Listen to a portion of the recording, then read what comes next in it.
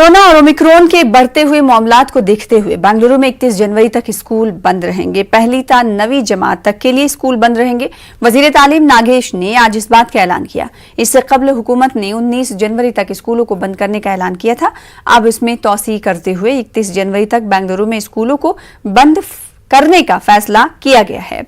Online क्लासों के जरिए तालीम के सिलसिले को जारी रखने की हिदायत भी दी गई है। ताहम 10वीं से 12वीं जमात तक के तलबा की क्लासेस खुली रहेंगी। बेंगलुरु के अलावा दिगर अजला में अगर कोरोना की मुस्बत शरह 5% से ज्यादा हो जाए तो आया जिले के डिप्टी कमिश्नर स्कूलों के सिलसिले में फैसला लेंगे। रियासत में कोरोना से मुतासरा बच्चों की तादाद में भी इजाफा हो रहा है। डॉक्टरों का कहना है कि वालिदैन अपने बच्चों की सेहतियाबी की जानिब खास तवज्जो दें। बच्चों में जो तेज़ी से पॉजिटिव केसेस बढ़ रहे हैं स्कूल में बहुत सारी जगह ऐसा जैसा कि आपने बताया है, तो मैं ये बताना चाहता हूँ कि इसमें बच्चों की सबसे बड़ी चीज़ ये है कि इम्यूनिटी लो रहती है। अगर ये लोग बाहर की बहुत सारी चीज़ें जो है क्रीम बिस्किट हो गया और जो है फास्ट फूड हो गया, जंक फूड हो गया, चिप्स हो गई, बहुत सी ऐसी चीज़ है जो बाहर से बच्चे ले करके खाते हैं। उसमें जाहिर है कि आप लोगों को मालूम है कि प्रिजर्वेटिव मिक्स हुआ होता है और वो आजकल बहुत आम बात हो गई है कि बच्चे कहीं भी जाते हैं वो खाते ही खाते हैं। तो मैं आप लोगों से, पेरेंट्स से यही गुजारिश करना चाहता हूं कि अपने बच्चों को जहां तक हो सके आप होम फूड, जो भी आप प्रिपेयर करते हो वो ज़्यादातर उन लोगों को देने की आप कोशिश करिए। और बाहर की जो भी प्रिजर्वेटिव केमिकल से जो भी बनी हुई चीज़ें हैं उसको आप बिल्कुल अपने बच्चों को मत दीजिए। हमारी आप लोगों से यही गुजारिश है। कर्नाटक में इंजीनियरिंग मेडिकल कोर्सों के कई तलबा को अक़लियती महकमे की माली मदद नहीं मिली है।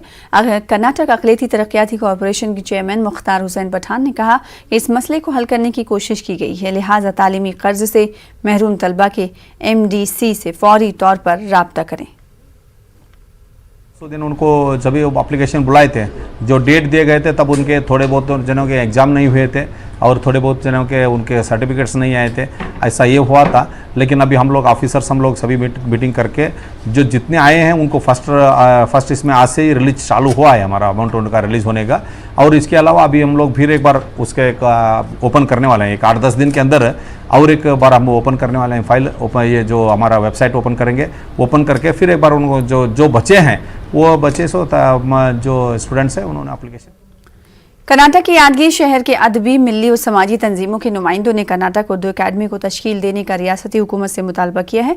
मकामी मिली और समाजी कारकुन काजी इम्तियाजुद्दीन सिद्दीकी, खादिम अजहर और सैयद साजिद हयात ने न्यूज़ 18 से बात करते हुए कहा कि जब से BJP हुकूमत बरसर इक़्तिदार आई है उर्दू अकादमी को अक्सर नज़रअंदाज किया जा रहा है। ऐसा जाहिर होता है कि हुकूमत को उर्दू और अक़लियतों से कोई दिलचस्पी नहीं है।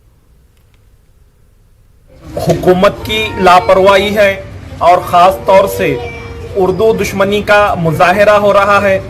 जितने भी एकेडमीज है, जितने भी बोर्ड कॉरपोरेशन है, सभी की तश्कील हो चुकी है, मगर ये उर्दू एकेडमी ही वाहिद ऐसा इदारा है जो कई साल से अपने चेयरमैन से महरूम है, अराकीन से महरूम है। गवर्नमेंट कौन सी भी हो, वो एक बोर्ड है, उसके लिए चेयरमैनशिप के लिए उसकी कोशिश करना है। जो काबिल है उसे फ़ौरन आगे लाए और चेयरमैन बनाए और उर्दू का तबके को तमाम सहूलियात को पहुँचाए और उर्दू की तरक्की और तरवीज के लिए एकेडमी से जो कुछ मुमकिन हो सकता है, जो कुछ उसके लिए मुख्तस किया गया है, उसे बरूकार ला के उसको इस्तेमाल में लाए, मेरी गुजारिश भी है और ये मेरी ख्वाहिश है। जो गुज़िश्ता 3-4 सालों से अभी तक तश्कील नहीं पाई, हमारे रियासती हुकूमत से मुतालबा है कि जल्द से जल्द कर्नाटक उर्दू अकेडमी को तश्कील दिया जाए। उर्दू के फ़रोग़ के लिए, उर्दू की तरक्की के लिए, उर्दू की बक़ा के लिए कर्नाटक में उर्दू अकेडमी की जानिब से कई प्रोग्राम अंजाम दिए जाते थे जो अब ठप हो चुके हैं।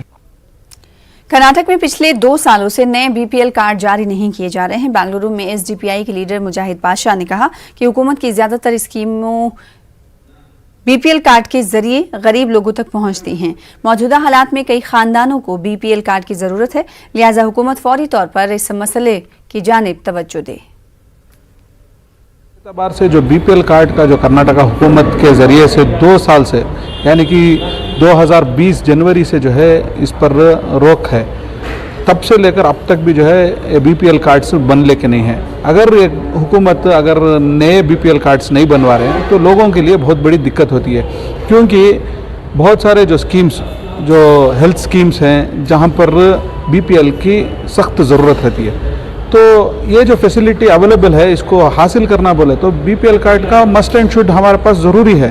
लेकिन इसके लिए जो हुकूमत इसके ऊपर सीरियसनेस नहीं ले रही है, तो ज़रूरी है कि हुकूमत इसके ऊपर तवज्जो करे। कर्नाटक में बीजेपी इख्तिदार में है, लेकिन इस पार्टी से एक भी मुस्लिम नुमाइंदा एमएलए या एमएलसी नहीं है।